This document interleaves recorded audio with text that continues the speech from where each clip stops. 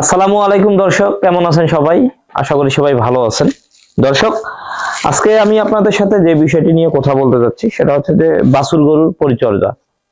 বা আপনাদের খামারে গাভী এবং বাছুর আছে, আপনারা বাছুরটার পরিচর্যা কিভাবে করবেন বা গাভীর পরিচর্যা কি করবেন, এই বিষয় নিয়ে আজকে আমি আপনাদের সাথে কথা বলবো।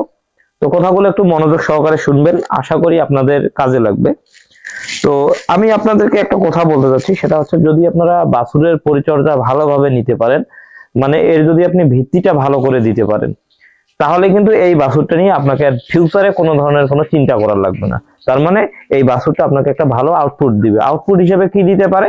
আউটপুট হিসেবে আপনাকে একটা ভালো প্রফিট দিতে পারে, একটা ভালো লাভ দিতে পারে, বা যে কোনো মুহূর্তে আপনি ওই গরুটা বিক্রি করলে বা ওই গরুটা থেকে আপনি লাভ পাবেন। তো এটাই হচ্ছে মূলত মেইন ফোকাস। তো আমি আপনাদেরকে কিছুদিন আগে এই বাছুরগুলো নিয়ে আপনাদেরকে জানাইছিলাম যে কোনটা কোন গরু থেকে কোনটা বাছুর পেলাম আমরা। তো এই বাছুরগুলো কিন্তু আগের থেকে অনেকটাই বড় হয়ে গেছে। তো আসলে অনেক দিন ধরে কিন্তু এই জিনিসগুলো আপনাদেরকে দেখানো হয়নি, বা আপনারা হয়তো অনেকে ভুলেই গেছেন, বা যারা আমার চ্যানেলে এই 15-20 দিনে বা 1 মাসের ভিতরে যারা নতুন আমার চ্যানেলে আসছে, আপনারা হয়তো অনেকেই জানেনই না যে আমার খামারে 2টা বাছুর আছে, এবং বাছুর 2টা কিন্তু বরাবরই ভালো জাতের একটা বাছুর। তো দেখুন দর্শক, এগুলা কিন্তু যথেষ্ট গ্রোথ হয়েছে। এই ধরনের বাছুরগুলো নিয়েও কিন্তু আপনারা অনেকেই কাজ করতে চান। কি কাজ করতে চান? যে এই ধরনের বাছুর আপনারা অনেকেই খামারে নিয়ে আসবেন, নিয়ে আসার পরে আপনারা একটু পরিচর্যা করবেন। পরিচর্যা করার পরে এগুলা থেকে আপনারা প্রফিট বের করে সেটা আপনারা বিক্রি করবেন। এরকম টেন্ডেন্সি কিন্তু অনেকেরই আছে, বা অনেকে এটা করতে চাচ্ছেন। এটা কিভাবে সম্ভব, কিভাবে করলে এখান থেকে আমরা লাভ বের করতে পারবো? তো আজকের মূলত মেইন বিষয় হচ্ছে এটাই। তো আমি আপনাদেরকে শুরুতে যেটা বলবো সেটা হচ্ছে যে আমরা বাছুর গরুর যে খামার করতেছি, আমরা কিন্তু প্রপার গাভী এবং বাছুরের কিন্তু খামারই না। প্রপার ভাবে যদি আপনারা চিন্তা করতে চান, কেন এই কথাটা বললাম, সেটা হচ্ছে যে আপনারা একটা যখন আদর্শ গাভী থেকে বাছুর নিবেন, সেটাকে যে আমরা যেভাবে মেনটেন করবো, এটার ক্ষেত্রে কিন্তু একটু ভিন্নতা আছে। কিরকম ভিন্নতা আছে?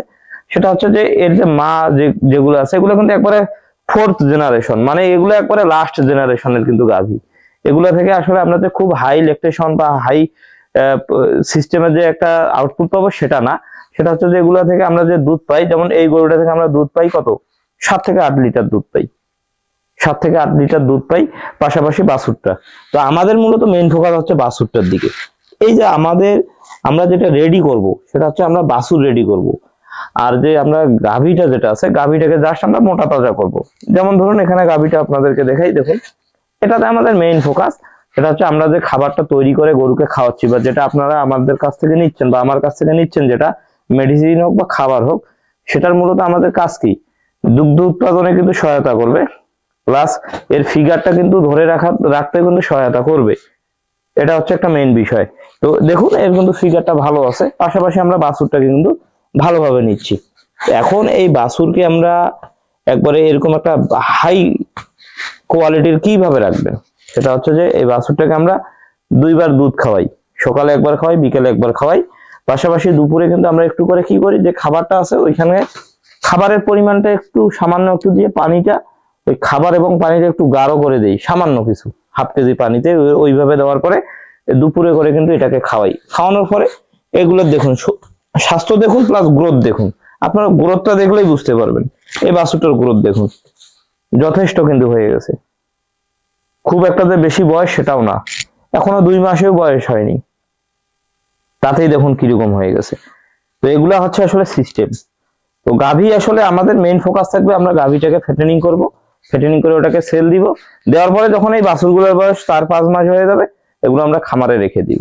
এগুলো থেকে আমরা একটা আলাদা লাভ বের করব। তো এভাবে হিসাব করলে যেটা দেখা যায় সেটা হচ্ছে গাভী বাছুরে আসলে গাভী বাছুর ওই গাভীটাতে কিন্তু ওর খাবার বলেন বা ওকে যতদিন রাখছি ওর খরচটা ও নিজেই কাভার করবে। তার মানে ওটা আসলে আসলে চলে যাবে। যে পরিমাণ খরচ করব, যে পরিমাণে কিনবো বা সব মিলে ওটা, ধরেন আমি 80 কিনছি, ওটা 80 বিক্রি সে, কিন্তু এই বাছুরটা আপনার পুরোটাই লাভ থাকবে। এটা হচ্ছে একটা মূলত আসলে ব্যবসার একটা পলিসি।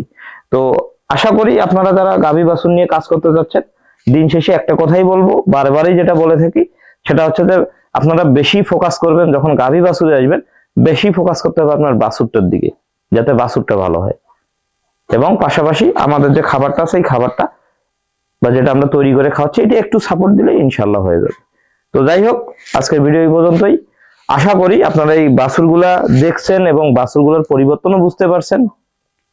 তো ভিডিও আর লং করতেছি না, সবাই ভালো থাকবেন, সুস্থ থাকবেন। আল্লাহ হাফেজ, আসসালামু আলাইকুম।